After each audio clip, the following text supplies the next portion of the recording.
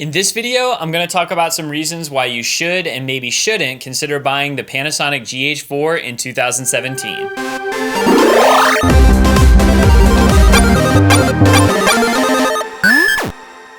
Hello YouTube, my name is Ryan Timms. I'm a professional video creator in North Carolina, and I was a very early adopter of the GH4. I've been shooting on this camera for about 2.5 years, and I've learned a lot of its quirks and some things that I love about it, some things that I don't. And now with the announcement of the GH5 and so many other competing cameras out there, is this still a viable option, and does this still hold its own in the marketplace? I want to talk about some things that I like and some things that I don't, and talk about some different situations where this might be the right camera for you. So what made the GH4 so unique when it came out was that it was one of the first cameras to offer 4K video. Now, since then, a lot of cameras have come out offering 4K, so what still makes this awesome? Well, my favorite thing about this camera right now is the battery life. This thing will last a day and a half of shooting no problem. I only have to keep 3 batteries in my bag, where when I was shooting with Canon, I had to have 7 or 8 of them, and some of them always charging. You don't really have to worry about that as much with this. You don't have to think about it as much. I just charge my batteries after every shoot, and I know that I can trust that these are going to be good to go.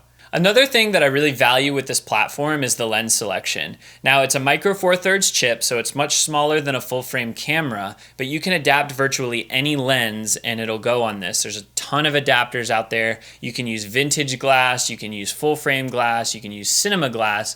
All of it you can adapt to this sensor and it'll look great.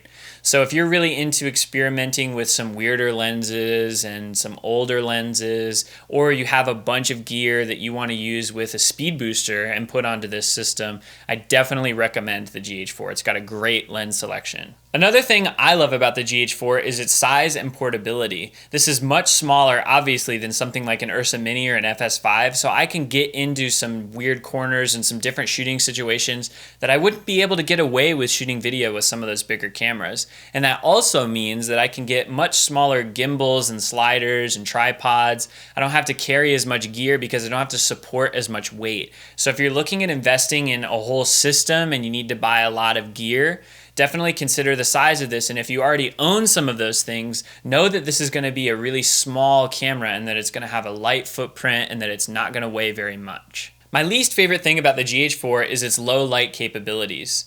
Now, if you're somebody that shoots weddings or you shoot outside at night a lot, then this isn't going to be the camera for you. It doesn't do well with noise. You can't really get above maybe 800 ISO without it getting really, really grainy.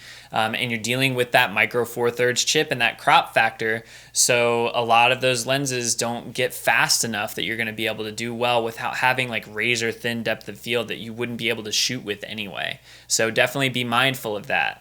Now, while I love the GH4's lens selection, something that kind of bothers me about the lens selection is its lack of wide-angle options. When I was shooting on Canon, I had a 10mm lens, which on that crop sensor was something like a 16mm, and it was plenty wide, but it didn't give me the fisheye effect. It was only barely distorting things. And when I was shooting a lot of real estate, that was excellent because I was in tight corners, I was in small spaces, and I needed the spaces to look really big. Now, when I bought the GH4, there's, even a 10 or a 12, it's not the same width. You're dealing with a 2x crop factor. It's something like a 24 or a 20, and that's not quite wide enough in certain situations.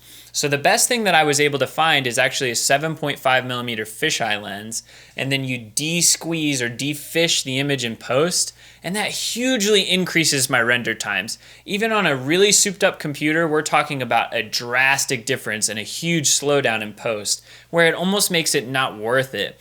So I've had to find some weird ways to avoid those situations or just deal with not having as wide of a lens as I wish that I could or that I had on my Canon. Now, to get really nitpicky, something that I don't like about the GH4 is its dynamic range. It says that it gets 10 or 11 stops, maybe 12 with Vlog, but I don't know that I'm seeing that or that I'm getting as much. Especially shooting internally on Vlog, it just looks kind of mushy and it doesn't work, and Panasonic doesn't recommend that you shoot that way.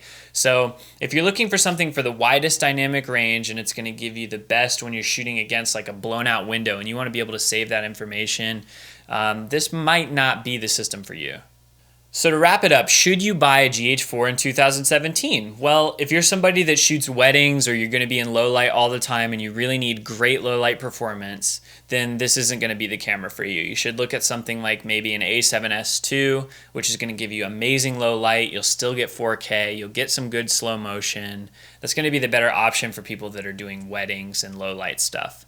But if you're like me, you're looking to level up your gear, you're looking to grow your reel or grow your portfolio, and you're looking to learn a lot about color correction and color grading and twisting your image and experimenting with lenses, and you want a camera that's going to have awesome battery life, then I still think that the GH4 holds its own. Compared to its younger siblings like a G7 or a G85, I still think that the GH4 gives you a better image than those cameras. Even though it's still working in 4K, it's working at a similar bit rate, it doesn't look as good to me. Anything that I've seen from them, I'm not as happy with. So I definitely would recommend the GH4 in those situations, but what do you think? What cameras are you shooting with, and what do you think is a good buy in 2017? What particular cameras are you waiting for? And if you have some time, check out my video that I made about the Frontier. It's a space in Research Triangle Park in North Carolina that's like a cool co-working space, and I had the awesome opportunity to work on that video. So if you have some time, please check it out.